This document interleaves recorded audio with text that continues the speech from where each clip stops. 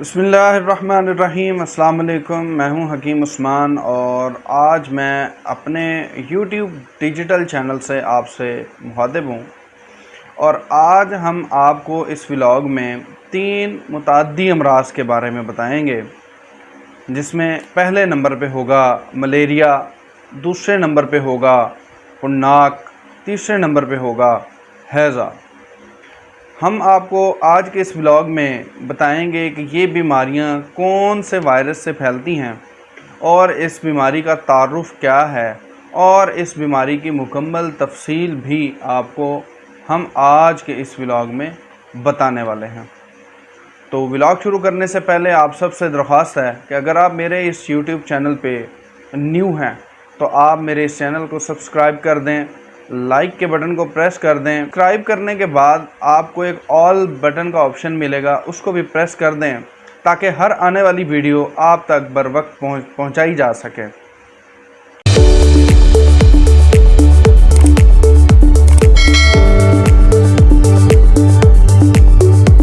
बिस्मिल्लाहिर्रहमानिर्रहीम। अस्सलाम वालेकुम दोस्तों, क्या हाल है आप सबका? उम्मीद करता हूँ खैरियत से होंगे आप।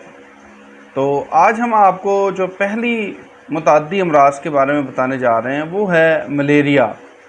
मलेरिया का तारुफ़ कुछ इस तरह से होता है। मलेरिया एक ख़ास किस्म का मुतअद्दी बुखार होता है जो कि प्लाज्मोडियम जरासीमी की किस्म को पैदा करता है।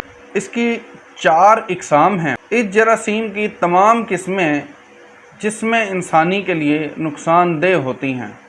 इस बुखार की अलामात कुछ यूँ हैं: बुखार, कपकपाहट के साथ खून की कमी और तिल्ली का बढ़ना। अलामात के मुताबिक मलेरिया को हम जरासीम की किस्मों के मुताबिक 3 मरहलों में तकसीम कर देते हैं। पहला मरहला जिसे हम सर्दी का मरहला कहते हैं और इसमें मरीज़ को बहुत ज़्यादा सर्दी लगती है और कपकपी महसूस होती है।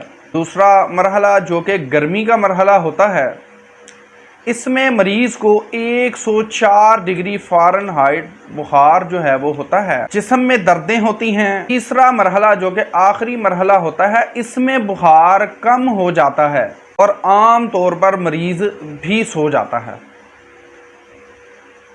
तो उम्मीद करते हैं कि आपको मलेरिया के बारे में मुकम्मल तफसील से जो है वो आगाह कर दिया गया है और आप इसको मुकम्मल तौर पे समझ चुके होंगे। अगर आपका इसके मुताबिक इससे रिलेटेड कुछ सवाल है तो आप कमेंट बॉक्स में ज़रूर कीजिए। अब हम चलते हैं अपनी दूसरी मर्ज़ यानी खुन्नाक की तरफ।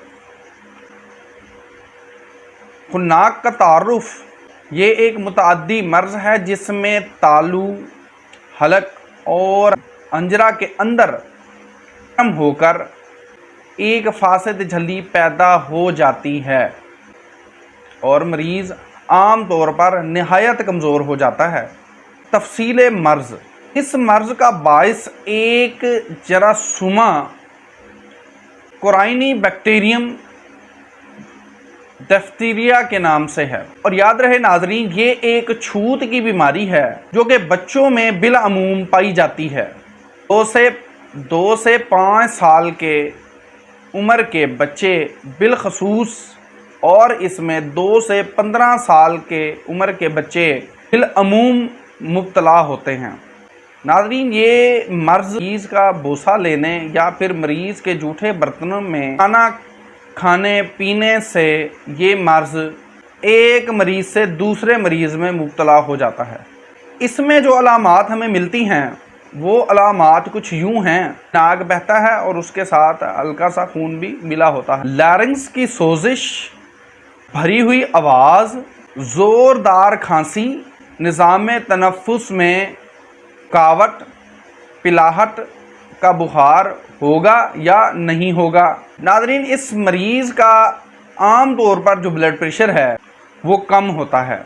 हलक में एक ख़ास किस्म की सफ़ेदी माइल झल्ली मौजूद होगी।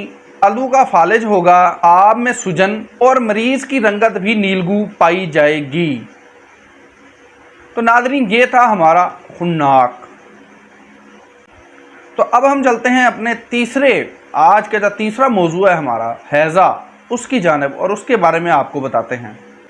नादरीन, हैज़े का तारुफ कुछ इस तरह से है। ये आंतों की मुतअद्दी बीमारी है। नादरीन, इसकी जो तफसील मर्ज़ है वो कुछ यूँ है। इस बीमारी का दुरानिया चंद घंटों से 5 दिन तक होता है और ये इस तरह फैलती है कि अगर पीने के पानी में जरासीम शामिल हो जाएं, जैसे कि मक्खियों के ज़रिए ये मर्ज़ फैलता है और गंदे हाथों के ज़रिए भी ये मर्ज़ फैलता है। जब जरासीम वाली खुराक जुज़्वे बदन बनती है तो हैज़ा के जरासीम छोटी आंत को मुतासर कर देते हैं। इन जरासीमों का जो जहर है वो दस्तों का मौजब होता है। इसमें शदीद किस्म के दस्त होते हैं, पेट में दर्द नहीं होता और साथ साथ उल्टियां होती हैं। खैर कोशिश किए पखाना निकल जाता है, जिस्म में पानी की कमी हो जाती है, नब्ज तेज हो जाती है, ब्लड प्रेशर इस मरीज का कम होगा, पेशाब का इखराज कम होगा, ताकत से चावलों की पेश की मानद पानी आएगा।